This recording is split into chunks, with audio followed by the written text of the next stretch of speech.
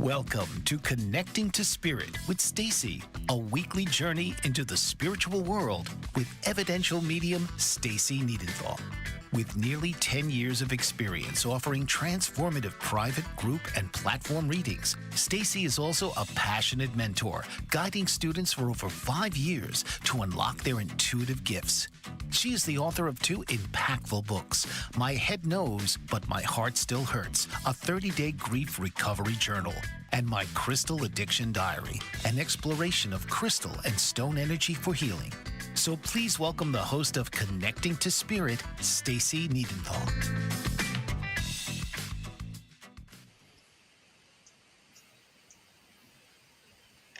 Hi everyone, how's everybody doing tonight? I'm evidential medium Stacy Niedenthal, and this is Connecting to Spirit.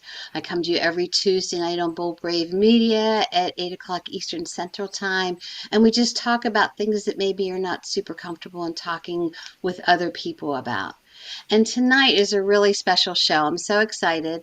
I have my friend who a lot of you know is Denise Aulton.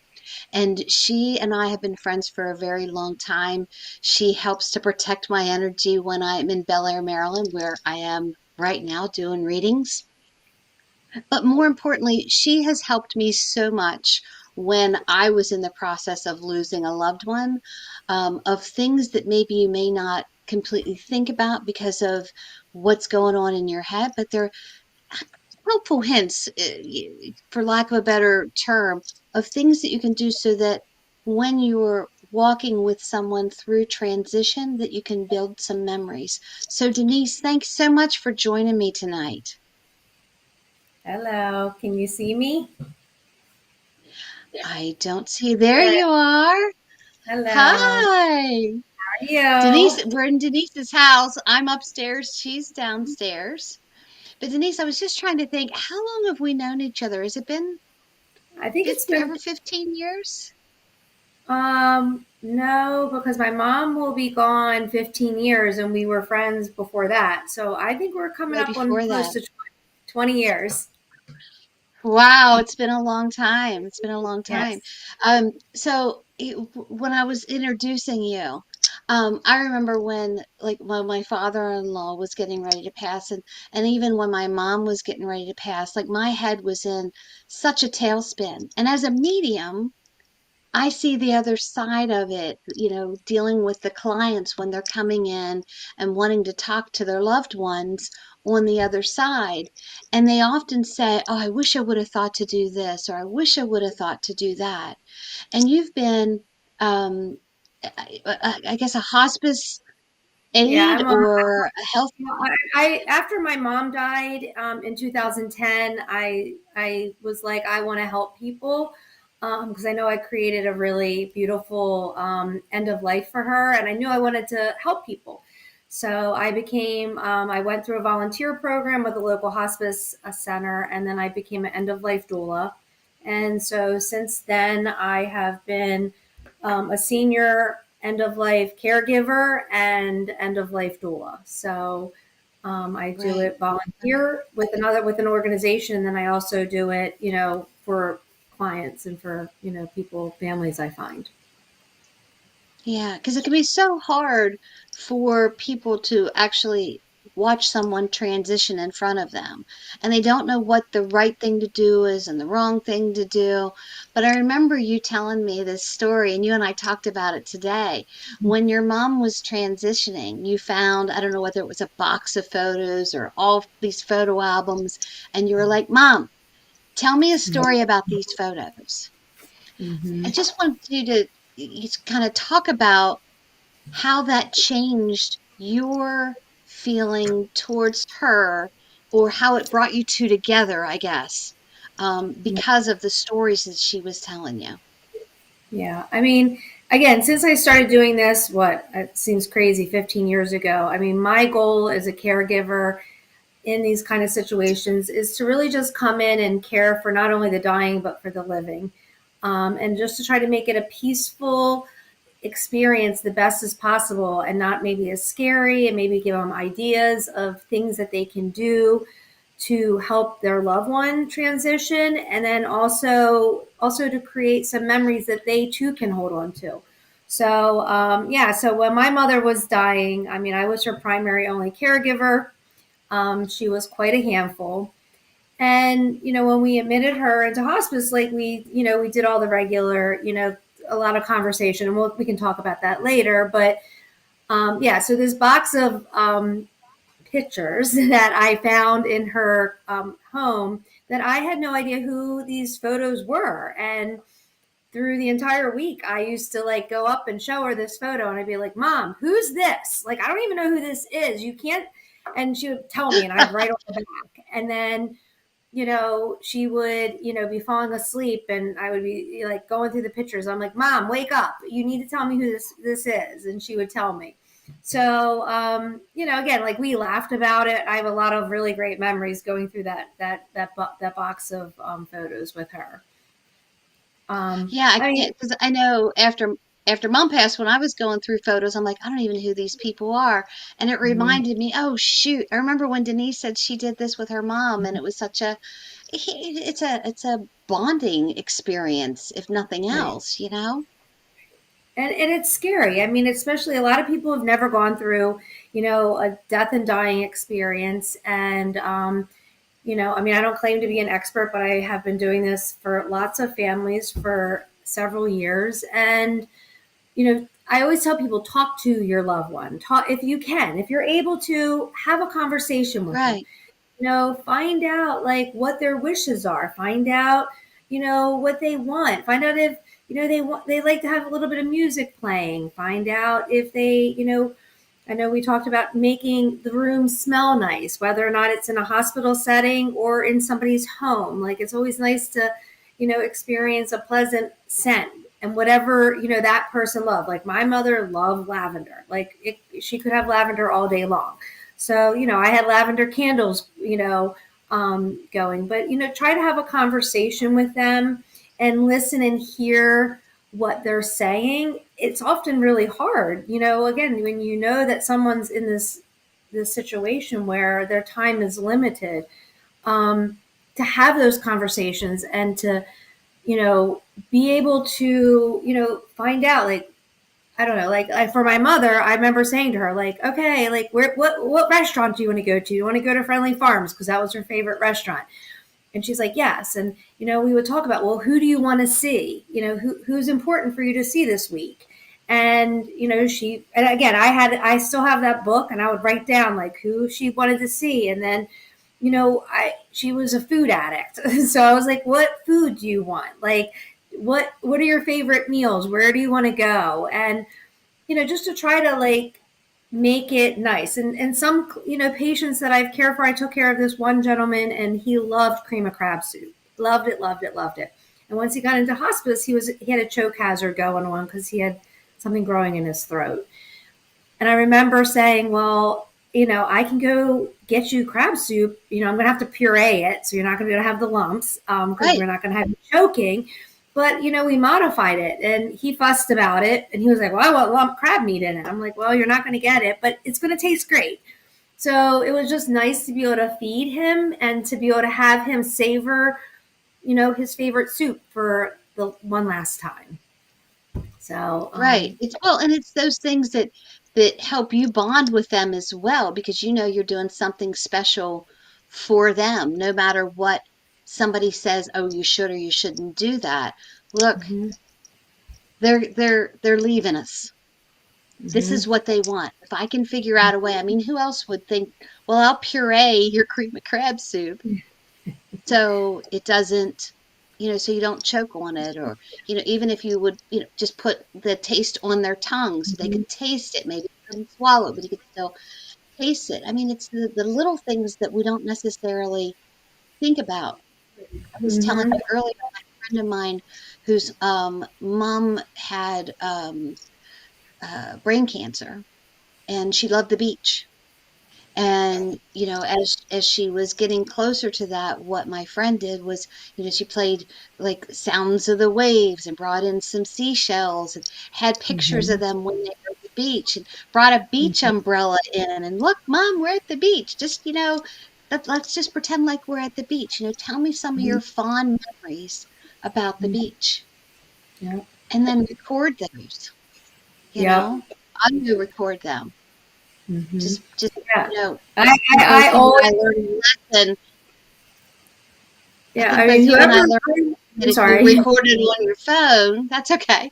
That if you record it on the phone, make sure you download it onto, a stick Yes. drive or on your laptop, because if you change phones, your voicemail goes away, and that's devastating. Yes. Well, I'm I sorry, lost my mother's cut me off last, calls. I lost my mother's last calls. Yeah. And again, like I tell people, like when I go in, like, would you like me to take some photos? And they're like, some people look at me and they're like, yeah. And then other people look at me like I have 20 heads. Like, well, what do you mean? You're going to take a picture of my mom dying in her bed? And I was like, well, again, these are your photos, so you can have them or not, but we could just take pictures of you, holding hands or kissing your mom's hand or kissing her forehead or, you know, I remember one of my mom's favorite photos that I had, not favorite, but a photo that was very special to me was right before my mother died. A bunch of her friends, she was a nurse, and they had called me that morning and said, "We want to come see your mom." And I knew she was transitioning. And I said, you need to come sooner rather than later because she's checking out. And they all, it was probably about 20, maybe 15, 20 of them came around 3 o'clock. They all knocked on her door. They all came in. They all came around her bed. She was still, chatting or talking and nodding her head. Um, and I remember they all at the very end held hands and they sung the song, "That's What Friends Are For." And Oh, I quickly grabbed my now mind you, it was a camera back then. It was a digital camera. We didn't have it on our phones right. 15 years ago. And I remember I took it up and I like snapped a picture from above. And it was a picture of my mother. And I mean, again, you saw my mother, but you saw all these people holding their hands, and it's just a very, very fond memory. So, again, like just taking photos of, another very, who was like a mother to me. Um, and when she passed away, I sort of knew she was transitioning. I could tell. And I called the family into the room and I said, she's leaving. And her two granddaughters grabbed, I said, they got scared. And I was like, you can hold her hand, like, and Right, they held her right. hand. And both of her granddaughters were holding her hand. And she literally took her last breath. And of course, Oh, the whole family was around.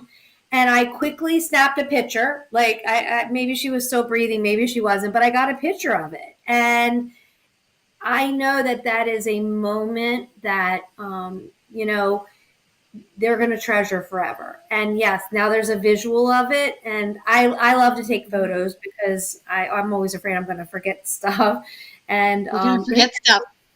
I know. And Right. again, like it's very, comforting that, you have pictures of the ones that you love. And, you know, I always say take pictures, video, audio. I have a conversation of my father. Of course, I didn't know my father was going to die, but he was having open heart surgery and he was chit chatting about some of his favorite movies. And my daughter, and he just was rambling along, and my daughter audio recorded it. Or actually, she video recorded it, but like you could mainly just see the side of his face. And I treasure that so much because just his Right. mannerisms, how he spoke, and like what he was saying about that movie. I remember I was like, right after he died, I was like, all right, I got to go watch this movie now. Right. So, And it's things like that that we don't, when we're in that position, we don't always think about. But if we mhm. have someone who is almost like a gatekeeper that can help to say, hey, did you do this or did you do that? And, when we get back, we have to break away here for a minute.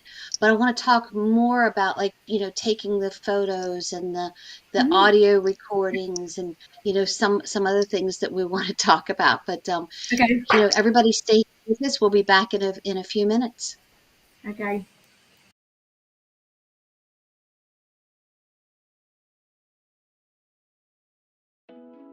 Are you struggling to care for elderly parents or a spouse? Do you wonder if being a caregiver is making you sick? Are you worried about taking time off work to care for elderly parents and balance work, life, and caregiving? Has caregiving become exhausting and emotionally draining? Are you an aging adult who wants to remain independent but you're not sure how? I'm Pamela D. Wilson. Join me for the Caring Generation radio show for caregivers and aging adults, Wednesday evenings, 6 Pacific, 7 Mountain, 8 Central, and 9 Eastern, where I answer these questions and share tips for managing stress, family relationships, health, well-being, and more. Podcasts and transcripts of the Caring Generation are on my website, PamelaDWilson.com, plus my caregiving library, online caregiver support programs, and programs for corporations interested in supporting working caregivers. Help, hope, and support for caregivers is here on the Caring Generation and PamelaDWilson.com. Dr. RC will share extraordinary resources and services that promote educational success, as well as making a difference in the lives of all social workers, as well as the lives of children, adolescents, and teens of today. She will have open discussions addressing many of the issues that we face about our youth and how being employed in the uniquely skilled profession of social work for over 18 years has taught invaluable lessons through her personal experiences. She will also provide real-life facts, examples, and personal stories that will confirm that why serving as a child advocate is extremely beneficial when addressing the needs of the whole child. Listen live to Dare to Soar, Saturdays, 10 a.m. Eastern on the BBM Global Network, and tune in radio as Dr. RC will provide thought-provoking information that will empower, encourage, and strengthen students, families, and communities across our nation. You can also visit her at soarwithkatie.com.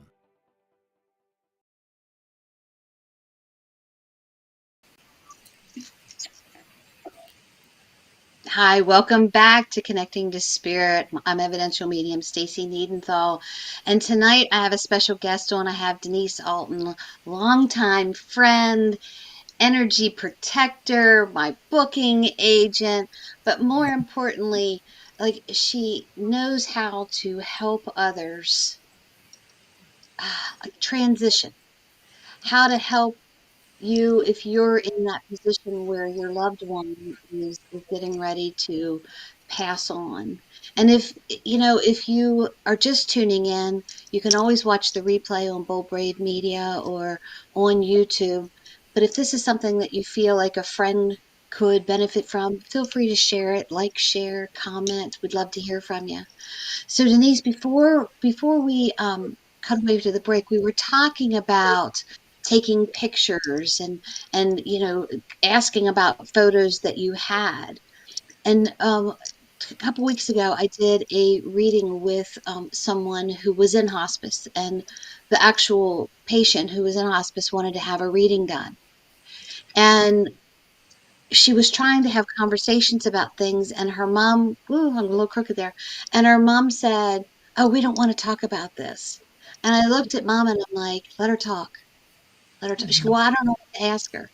So I wrote, My Head Knows But My Heart Still Hurts, a 30-day grief recovery journal.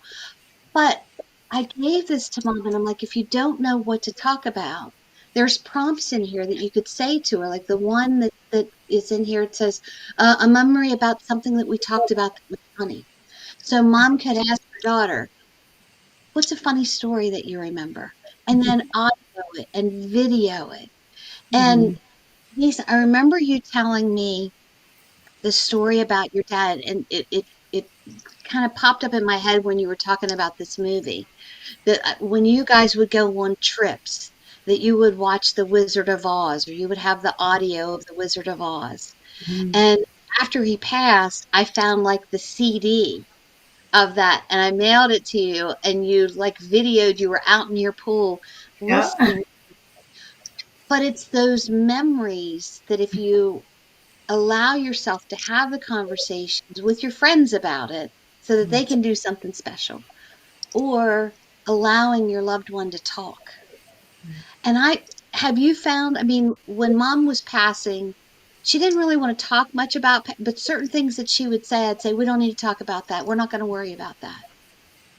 How do you, Well, and how do I you say found, to I them, you mean, with know what, my, talk about it? Yeah, with my own mother, and then all the families and the patients I've been with over the years, again, talking sometimes can be awkward because again, it's a new situation. Um, However, you try to open the door to create these memories, and sometimes you don't even know what to talk about. And obviously, your book is a great resource because there's lots of ideas in there. And I always say, even with your book, it's a great place to write down memories. That way, and I joke around about it, one for my dad, one for my mom, because when I get Alzheimer's or I get senile, I'll have something that my kids can one day look at and be like, oh, grandma did this. But there are some books out there, and my mother had one, and it was called A Grandmother Remembers. And I will never forget, I went, after we admitted her into hospice, I went into her apartment. I started going through bills. And in the bottom of the bills, I found this book. And when I opened it up, it went crack. And she had never opened it up. And here she is facing death. And she got this book for my kids. And she never even opened it. I remember screaming at her, saying, Mom, what the heck? And she was like, what? And I'm like, okay, we're finishing this book, and you're not dying until we finish this book. And I literally was furious with her. And, so we went through it and we talked, and it opened up conversations like, like, what was your favorite holiday as a child? And what's your favorite holiday now and why? And, one of the things that I can't really discuss at all because, it's too crazy, but, You were telling me. Yeah. The question was, what is your biggest regret in your life? And she blurted out something so off the chart and crazy. I literally almost fell off my couch and probably choked to death. I mean, like, it was bizarre. And I literally was like, Mom, I'm like, this book is for your grandchildren. That's not appropriate. Don't say that. Yeah, she literally was like, well, that you asked the question and I'm telling you what my biggest regret in my life was. And I said, oh, heavens, my God. I said, well, all right, give me something that I can write in this book for your grandkids. And she said, well, if I have to pick something else, it would be, I wish I would have learned to forgive sooner. And I was like, okay, great. That's what goes in these kind of books, Ma, not what you just said. So again, it's about like trying to open up communication and maybe learning something about your loved one that maybe you didn't know. And there are a lot, I mean, your book obviously helps, and there's, again, there's never too much talking. One thing I do want to, go ahead. Go ahead. I was going to say, even when your mom said that, I wish I would have learned to forgive sooner. Mm-hmm. Mom, talk to me about that. Is there someone that you need to forgive? Is there something that I have done that hurt your feelings that I need to know about? She cracked that little door right there so that you can go on and talk about. And, some would be like, oh, that's such a blessing. She wants to wish she would have learned to forgive sooner. All right, next question. But it's deeper. Opening that door. It's diving deeper. Yeah, I love that. She what an epiphany. Yes. Oh, and again, I learned stuff about her that like I didn't know. I knew she loved certain flowers, gardenias, wisteria, but I didn't know like one of her other favorite flowers were yellow roses. And she's like, and she literally looked at me. She goes, when I die, I want yellow roses. I'm like, all right. And another thing, that I like to, I always talk about, because I wrote a very beautiful eulogy with the help of, very long eulogy. The Lord above. But I had time to write it. But one of the things of this death and dying process is people were coming in and visiting her. And I would be in the other room and I would hear like them giggling about funny stories. I had my little note of paper and I like was writing down a bazillion notes. Like, oh my God, this was my mom's funniest memory. And this was like a great memory that she had with like some of her recent friends. And this was a great memory she had with old friends. So I was writing down a lot of stuff. So when it came time for me to write a eulogy about like who she was and the essence of the person she was, I was like, I have all these notes and they were wonderful. Yep. So I highly And recommend that eulogy was beautiful. You know, one of my husband's pet peeves when there's an obituary written about someone and it's, this long. And they're like, "Oh my gosh, this person lived for 70 years and you have this much information. It should be a story, not, a full page ad." But when you wrote that eulogy, you told the story of your mom. it. Hmm. And it was so, and I remember like when you said, "I need you to read this." Hmm. And I didn't know your mom. But the Hmm. first time I like couldn't even get through it and I had to like put it away and you're like, "Did you read it?" And I'm like, "Yep, it was good." "Well, what did you," and I said, "Hold on, I have to read it all," because I couldn't, I could Digest. like feel the essence of your mom there. And Hmm. that brought to mind when I read that later when my mom passed, we have to come up with this great obituary and this eulogy and this, but, and I know this sounds morbid, but like the highlight of my mom's funeral, which sounds kind of weird, was listening to other stories from other people Yep. because I knew my mom as my mom. I didn't know her as coworker and best friend. And Yep. I didn't know that. And a lot of times when you go to funerals, not everybody wants to get up and speak, but it's such a blessing Yes. for the family members. And it Hmm. when I was sitting there and I remembered you telling me one time, "You're never going to regret going to a funeral or never miss out on going to a funeral." And I was always like, "Man, this girl's a wackadoo. What do you mean? Why?" But I learned so much from that. And just from you telling me different things and then reading your mom's eulogy, I'm like, "Oh my God. Well, Yeah." and I do have that motto, and that's since my mother's funeral is that like anyone who I've cared for, I don't miss a funeral, and if I as long as I am able physically able to go. Right. And one of the things that I've learned even dealing because sometimes when I care for families and patients, I come in at the very end. I mean, sometimes I'm there Mhm. for just the evening when they're transitioning and the family is scared and they don't want to be alone in the house with their dying loved one. So sometimes I come in and I know them for like, 12 hours, 18 hours, 24 hours. And then there are times when I get to know them for several months. But unfortunately, I don't get to really know who they are because they're dying of an illness. And one of my recent, charges. He was a doll. I loved him and only cared for him for about 2 months, maybe 2.5 months. And then unfortunately, he had to go into a memory care unit. And his wife had to make that hard decision. But I went to his funeral and it was an amazing funeral. Like I learned so much about him. He was so ornery, but he like stood by his family through thick and thin and everything that and I literally like left pissed that I didn't get to know him You gotta get while to know. he was sick. Like I was like, wow, he was such a great guy. And so like again, Right. those are things that I remember. And not only, so and that's why I tell people, I'm like, it is important to talk to people. Like when, a diagnosis has been given and they're facing it, they're scared. And, cracking the ice and, maybe talking about like, what kind of service do you want? Any particular songs you want to be played? I was fortunate my mother was quite bossy and That surprises literally me.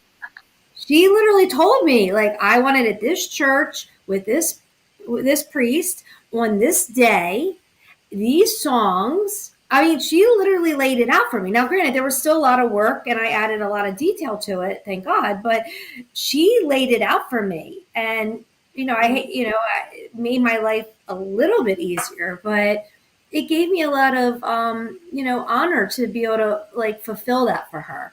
So again, like Right. I always say, talk, talk, talk if you can. And, you know, I can only tell you from my own experience the blessings behind opening up that door and peeking in and having those conversations because I lost my father suddenly and I had none of these conversations with him. He died quickly, Mhm. unexpectedly on an operating room table, and that was it. And I know for me that grief and that not having those last conversations and being able to do those last honoring things for someone that you love, it made the grief a lot harder for me. And so, when you're in a hospice situation, I'm always like, let's try to find the light in it, and let's try to create the memories that not only, you're leaving with your loved one, but that you'll also have. Right, So, right. I mean, it's such a strange topic to like talk about, that no one ever wants to talk about death.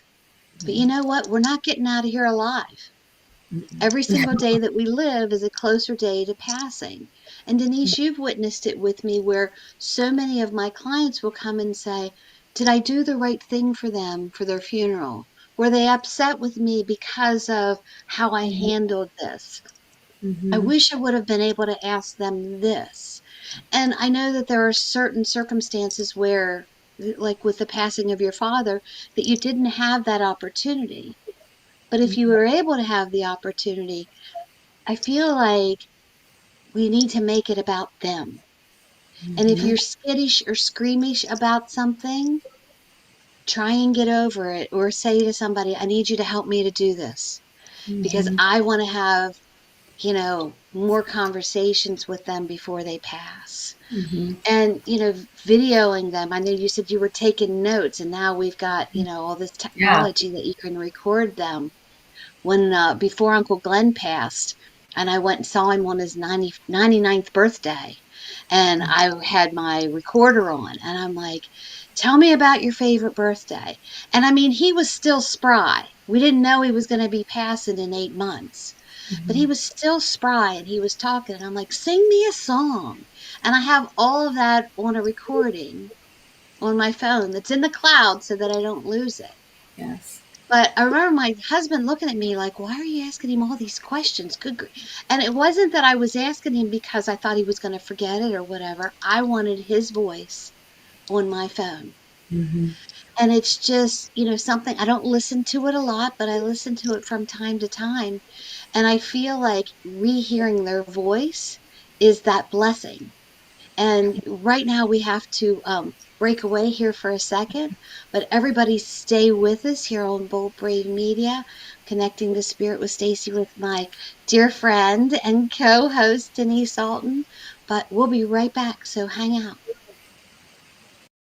Dr. RC will share extraordinary resources and services that promote educational success, as well as making a difference in the lives of all social workers, as well as the lives of children, adolescents, and teens of today. She will have open discussions addressing many of the issues that we face about our youth, and how being employed in the uniquely skilled profession of social work for over 18 years has taught invaluable lessons through her personal experiences. She will also provide real-life facts, examples, and personal stories that will confirm that why serving as a child advocate is extremely beneficial when addressing the needs of the whole child.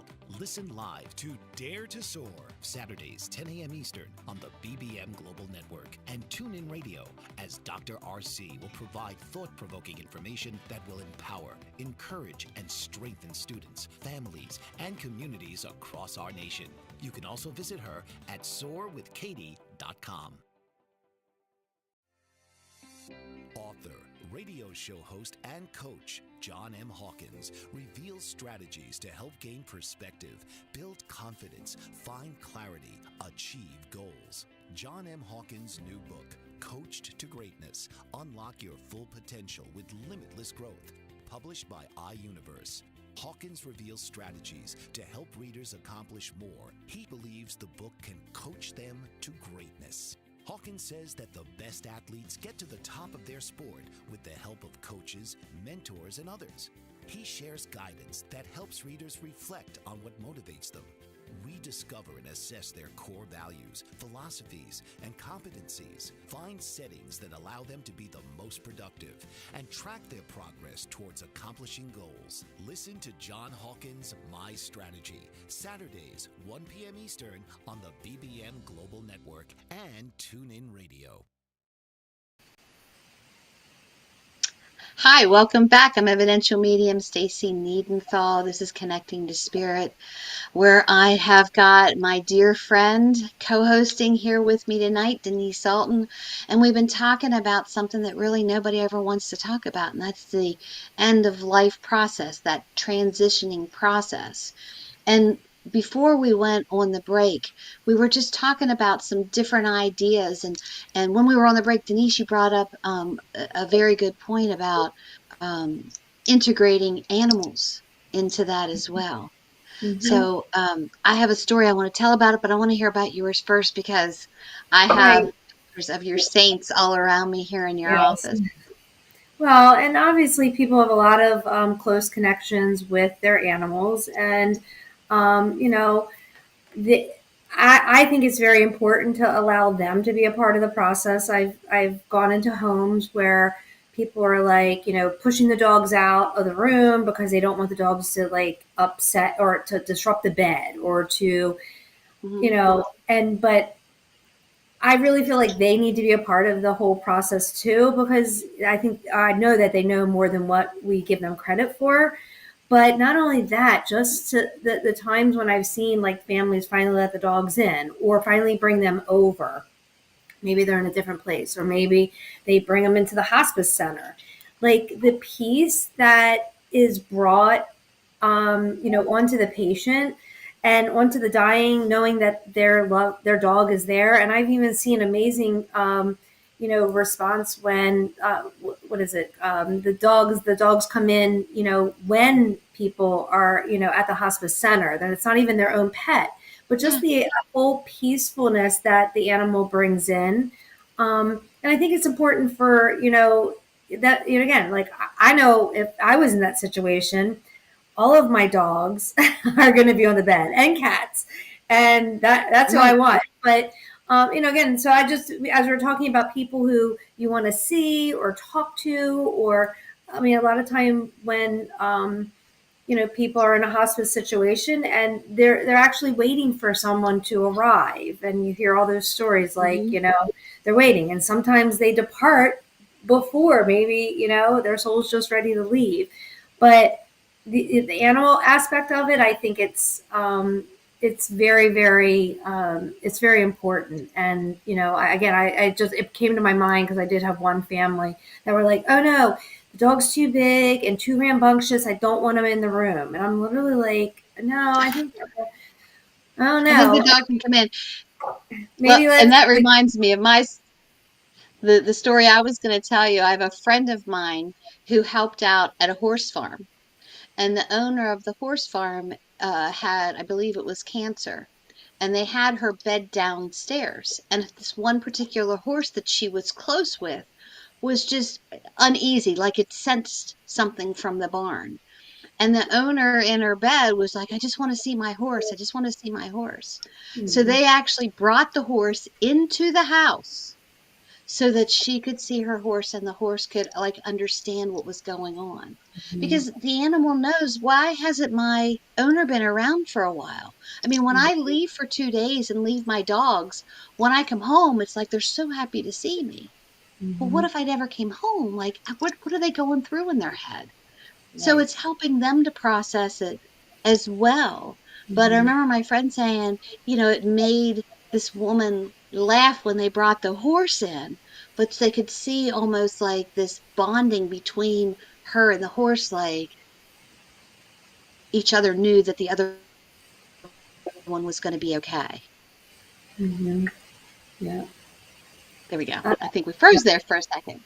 you Yeah. did freeze. So I definitely agree with bringing animals into the process as well. And you had said something else before I butted in and was talking about it that I wanted to talk about, and I can't remember what it was. Hmm.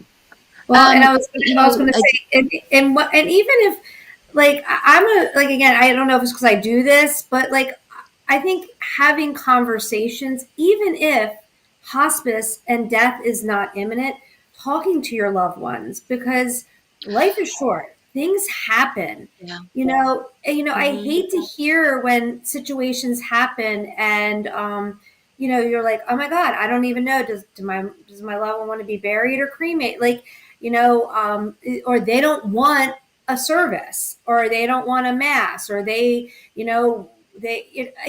I think having these kind of conversations, even jovial, like I joke around with my husband all the time, and I tell him, like, I know if something happens to me, I know there's going to be a line of women waiting for you.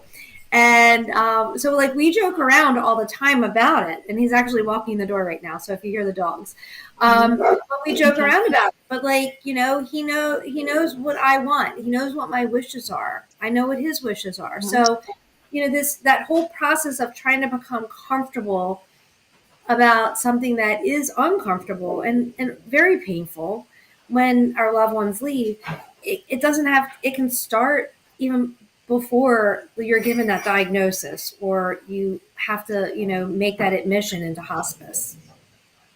Yeah, I've had the conversation with my kids several times. They're like, "Good God, Mom, why do we have to talk about this?"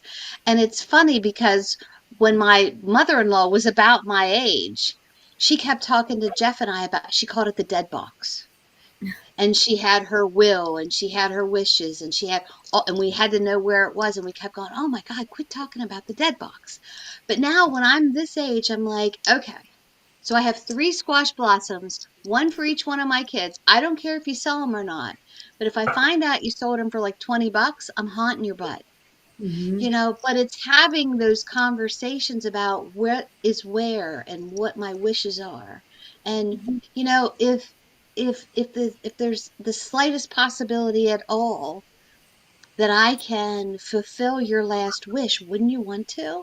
But if I Mm-hmm. don't know what it is, Right, right, you know, right. it's that thought process that even though you don't want, it's not like I'm saying I want you to leave, I want you to die. You're not saying that. It's just like I want to do the best for you. I want to honor you in the best way possible. So let's have a conversation. Well, and it's also like, again, like, there are books, there's things online. You can go. I know that there's Mhm. this piece of paper I have from my mother years ago. It was called "Before the Other Shoe Drops," and it was a little, like, it was Xerox papers that somebody had given her about, Mhm. like, again, like, and to me, it's a little last act of love, because God forbid something happens to me or my husband or both of us. I know my kids are going to be a wreck. They're going to be in shambles. They're gonna appreciate if they find, this piece of paper that explains what we want, and that we've made their life a little bit easier, or have that death box that all your shit's put. Oh, I'm sorry. Oh, all your You're okay. stuff, everything's put together for that person to be Uh-huh. like, you know what I mean? Like, again, it's sort of like a leaving last act of love for the people that you care about. And it's not Yeah. morbid, because and being a medium, I know, working with you and just living, in this crazy world, that we don't know what's going to happen, and we don't know when we're not going to wake up, or when our last day is. And Mhm.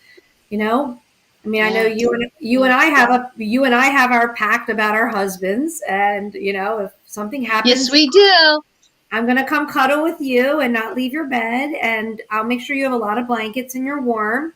And Yeah, I'm warm. I got to be warm. I And know, I'm and coming to cuddle with you. Yeah. yeah, so come cuddle Until we with me can't cuddle anymore. until we can't, until Bring we're like, chocolate.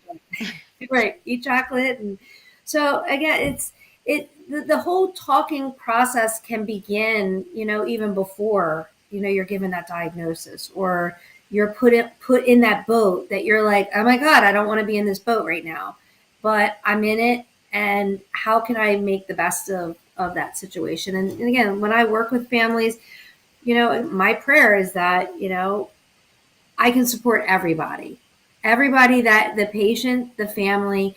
And, I still, to this day, I just ran into one of my patient's daughter last weekend. And actually, a photo came up of her dad on my phone that I took literally like a week before they had to put him into a memory care. And so she was over a few tables over, and I had to go over and say hi to her and just say, look, oh my God, look what just popped up on my phone, a picture of your dad. He was just so handsome.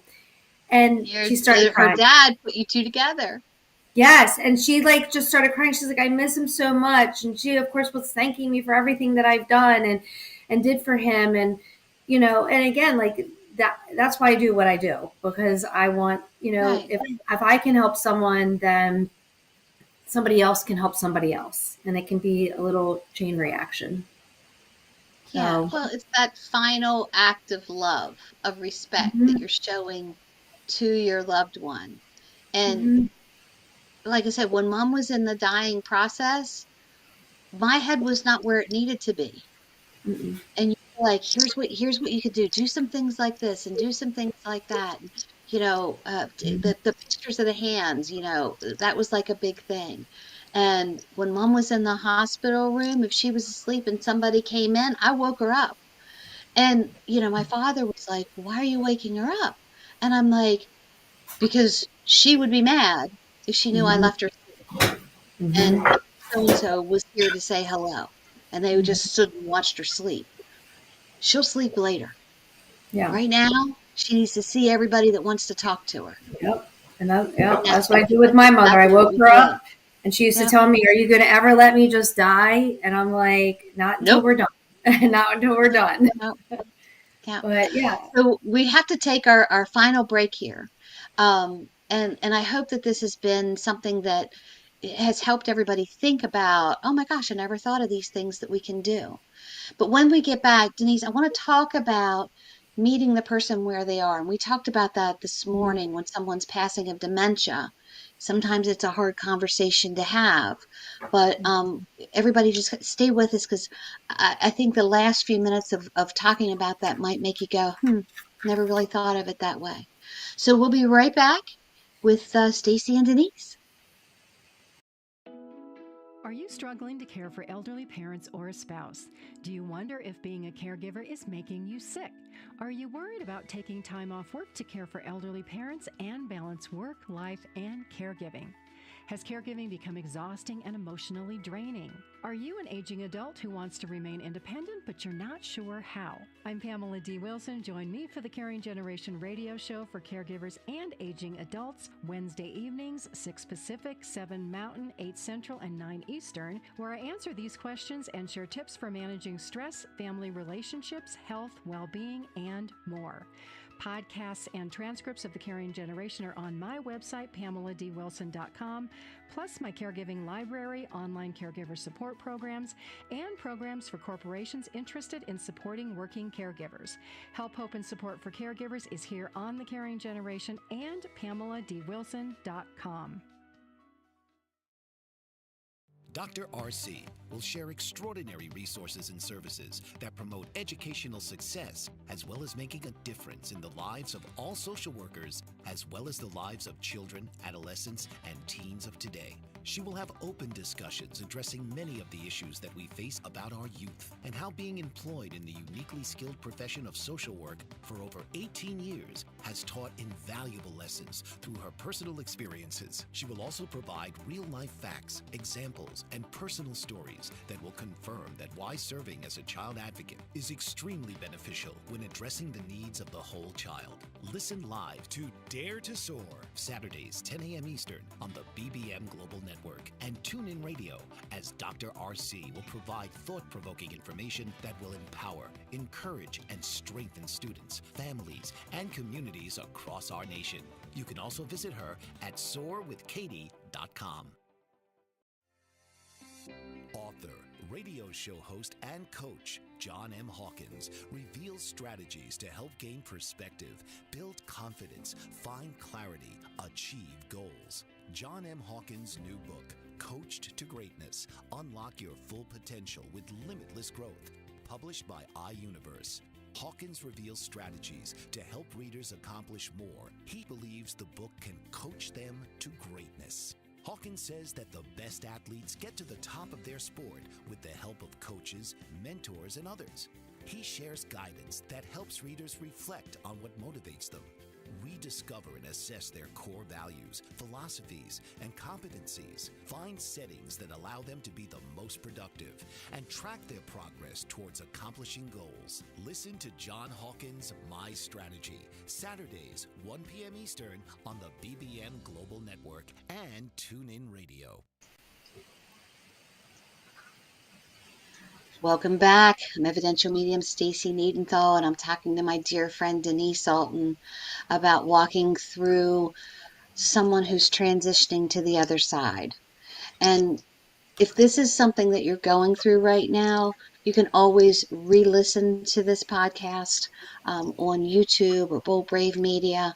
If share, if you need to send it to someone else that's going through it. But Denise has been a healthcare provider or a death doula provider and has helped a lot of people.